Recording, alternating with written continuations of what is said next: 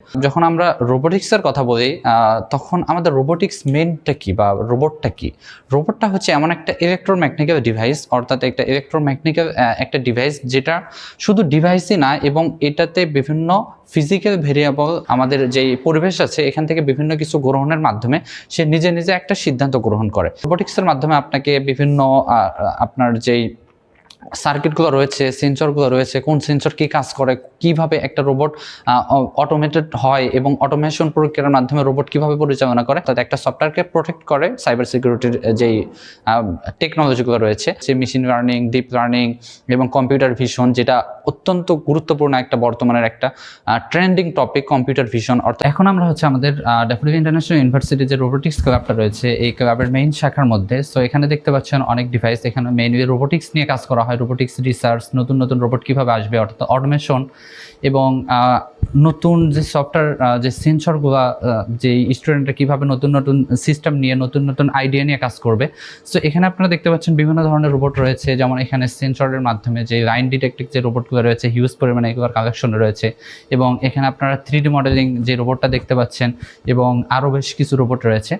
আজকে আমরা মেইনলি যেটা আলোচনা করব সেটা হচ্ছে যে রোবোটিক্স এবং সফটওয়্যার দুইটা জিনিস কি এবং একটা একটার উপর কেন ডিপেন্ডেন্ট। যখন আমরা রোবোটিক্সের কথা বলি তখন আমাদের রোবোটিক্স মেনটা কি বা রোবটটা কি?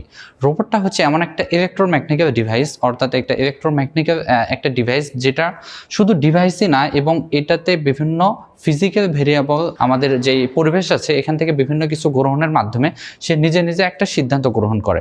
অর্থাৎ এখানে মেইনলি সেন্সর ইউজ হয়, অর্থাৎ প্রত্যেকটা রোবটে একটা একটা সেন্সর থাকে, এক এক রোবটের এক এক ধরনের কাজ হয়ে থাকে।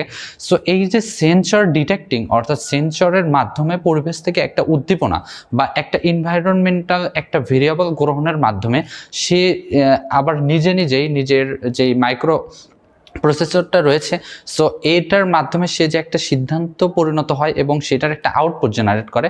যেমন হতে পারে আমরা যদি কোনো একটা ডিভাইস দেখি, যেমন এখন বর্তমানে অনেক ধরনের রোবট পাওয়া যায়, যেমন কোনো রোবট হয়তো ঘর ঝাড়ু দিয়ে দিচ্ছে, আবার কোনো রোবট হয়তো মানুষকে বিভিন্ন প্রোটেকশন দিয়ে যাচ্ছে, এবং বিভিন্ন ধরনের রোবট আছে যেটা হচ্ছে যে যেমন ড্রাইভার ছাড়া কার হতে পারে বা সেন্সর ডিপেন্ডিং আপনার এপিআই এর মাধ্যমে সে চলাচল করে। সো আমাদের ইউনিভার্সিটিতে মেইনলি সফটওয়্যার ইঞ্জিনিয়ারিং ডিপার্টমেন্টের তিনটা মেজর সাবজেক্ট রয়েছে।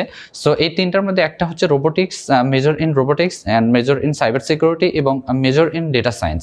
সো এই যে বিষয়গুলো, ধরেন রোবোটিক্স যদি আপনি মেজর করতে চান বা রোবট নিয়ে যদি আপনি গবেষণা করতে চান বা ইন ফিউচারে রোবট দিয়ে যদি আপনি ভালো কোনো প্রজেক্ট করতে চান, সেই ক্ষেত্রে আপনার হচ্ছে যে রোবোটিক্সটাই সিলেক্ট করতে হবে। কারণ রোবোটিক্সের মাধ্যমে আপনাকে বিভিন্ন আপনার যেই সার্কিটগুলো রয়েছে, সেন্সরগুলো রয়েছে, কোন সেন্সর কী কাজ করে, কিভাবে একটা রোবট অটোমেটেড হয় এবং অটোমেশন প্রক্রিয়ার মাধ্যমে রোবট কিভাবে পরিচালনা করে, এই বিষয়গুলো বিশদভাবে যে রোবোটিক্স মেজর ইন রোবোটিক্স যে সাবজেক্টগুলো রয়েছে এটার মাধ্যমে পরিচালনা করে।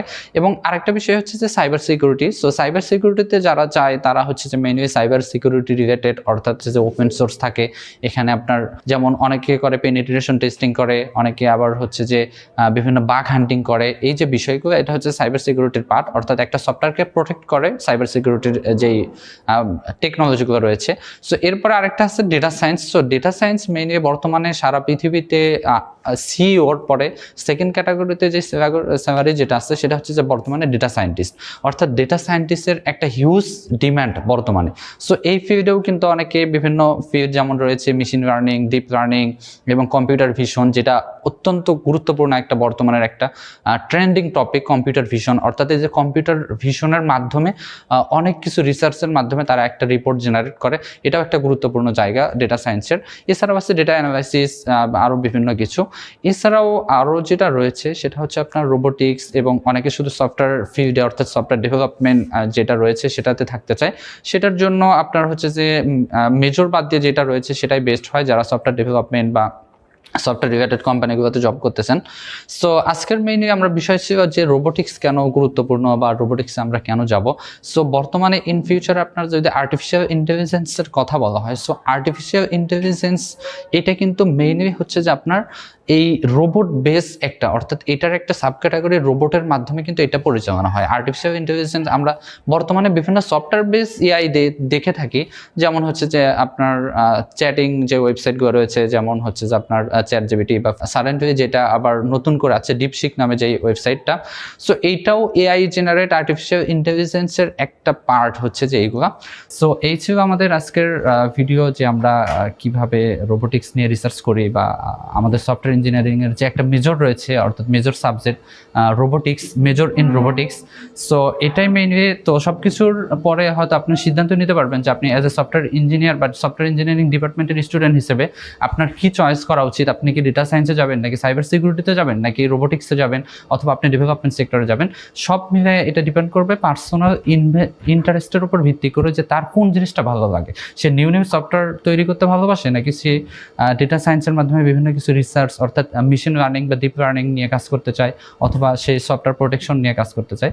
সো আশা করি বুঝতে পেরেছেন। Thanks for watching.